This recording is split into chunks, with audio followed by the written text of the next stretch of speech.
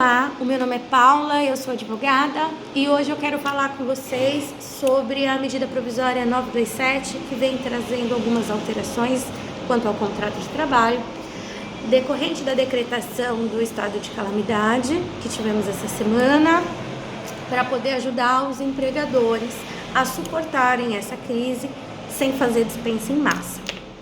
Bom, eu venho recebendo algumas dúvidas e eu gostaria de dividir com vocês, então eu vou tocar nos principais pontos dessa medida provisória. Vamos lá? Eu vou começar falando sobre o teletrabalho. O teletrabalho é um trabalho à distância, é um trabalho remoto. Então, nesse momento, o empregador ele vai poder adotar essa medida de maneira unilateral. Ele não vai precisar da anuência do empregado. Ele vai informar o empregado, no prazo de 48 horas de antecedência, que vai adotar a medida do trabalho remoto, do trabalho à distância. E como vão ficar os equipamentos para esse trabalho? Bom, o empregador ele pode adotar ceder os equipamentos de maneira comodato, né? Ele empresta para que o empregado possa trabalhar à distância. Nesse momento, o empregado vai estar considerado à disposição do empregador. Mas a gente tem que tomar bastante cuidado, porque não considera estar à disposição do empregador estar nas redes sociais e nesses meios que a gente conhece muito bem de comunicação, tá? Do teletrabalho, eu acredito que seja só isso mesmo, não tem muita dúvida. O que muda aqui é que não precisa mais ser um acordo das duas partes, de interesse das duas partes, agora é uma questão de interesse do empregador. Ele vai avisar com 48 horas de antecedência ao empregado, que vai recepcionar essa medida adotada por ele e vai estar à disposição dele para trabalho remoto, tá? Agora eu quero falar sobre antecipação de férias. Uma outra medida que o empregador pode adotar é a antecipação das férias. E aí o pessoal vai me perguntando assim: ai, Paula, mas no meu caso não vai dar, porque eu não tenho um ano ainda, né? Eu não cumpri o tempo de determinação para que eu possa gozar das férias. Não tem problema, ele pode antecipar. Ele pode fazer antecipação, inclusive, dos próximos 3 anos, se ele quiser. Então, ele vai te dar 3 meses de férias e nos próximos 3 anos, você, empregado, não tira as férias, tá?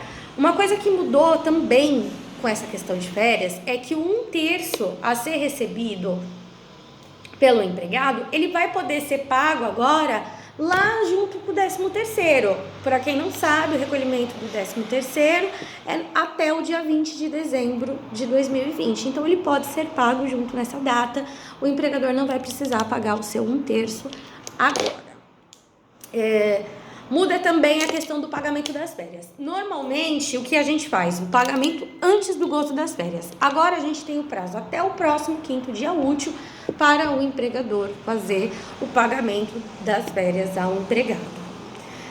Na questão das férias, acredito que seja isso. Vai ser feito o contrato individual com cada um dos empregados e acordado qual vai ser o período de antecipação deles. Pode ser feita também as férias coletivas. E aí, nessa medida, a principal alteração é que não precisa do acionamento do sindicato e do MP. Você pode avisar com 48 horas de antecedência também, neste caso, neste momento. Vamos falar sobre o banco de horas? Então, para quem tem banco de horas, não sabe como funciona, você vai resgatar aquelas horas extras que ficaram guardadas no banco para você poder ficar em casa. E para quem não tem o banco de horas, como vai funcionar? Você vai ficar em casa e quando você voltar, você vai pagar essas horas para o empregador. Ah, ele vai descontar do meu salário? Não. Você vai fazer hora extra até você pagar todos esses dias que você ficou em casa. Quanto tempo o empregador tem para cobrar essas horas extras? Bom, ele tem 18 meses até o término do nosso estado de calamidade, que vai até o dia 31 de dezembro de 2020. Então, após o dia 31 de dezembro de 2020, ele tem 18 meses para recolher essas horas extras. Tá certo? Vamos continuar. Falei sobre banco de horas. Vamos falar sobre a suspensão temporária de contrato de trabalho, que é o que o pessoal está mais perguntando. Então, vamos lá. A suspensão temporária do contrato de trabalho, ela vai vir junto com o empregador disponibilizando cursos de aperfeiçoamento para o empregado. Com essa suspensão, suspende também o salário.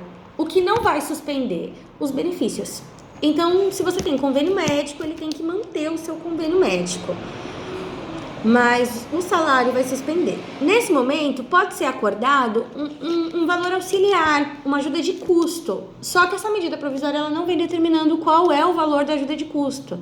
Então, o pessoal quer saber assim, é um salário mínimo, é uma porcentagem sobre o meu salário? Não, pode ser qualquer valor, tá? Essa também é uma decisão unilateral do empregador. Ele vai escolher quais são as medidas que ele vai adotar e vai informar o seu empregado. Tá? Pode ser antecipado também feriados. Então tem aqui uma diferença entre os feriados religiosos e não religiosos, mas isso são questões técnicas, né? Que nesse momento a gente não vai tratar, mas os feriados também podem ser antecipados para serem utilizados nesses dias que a gente vai ficar em casa. Bom, aqui eu acredito que só faltou a gente falar sobre o diferimento e recolhimento do fundo de garantia. Como vai ficar? O fundo de garantia dos meses de março, abril e maio podem ser protelados. O recolhimento do FGTS pode ser protelado e depois ele vai poder ser parcelado em até 6 meses. O que é legal falar aqui? Se caso o contrato de trabalho for interrompido, se caso a decisão do empregador foi de mandar embora o empregado, então ele tem que recolher. Ele só não vai recolher se caso ele manter o contrato de trabalho e optar por tomar qualquer uma dessas medidas ou não tomar qualquer uma dessas medidas. Então, aqui ele pode protelar o recolhimento e depois parcelar em 6 meses.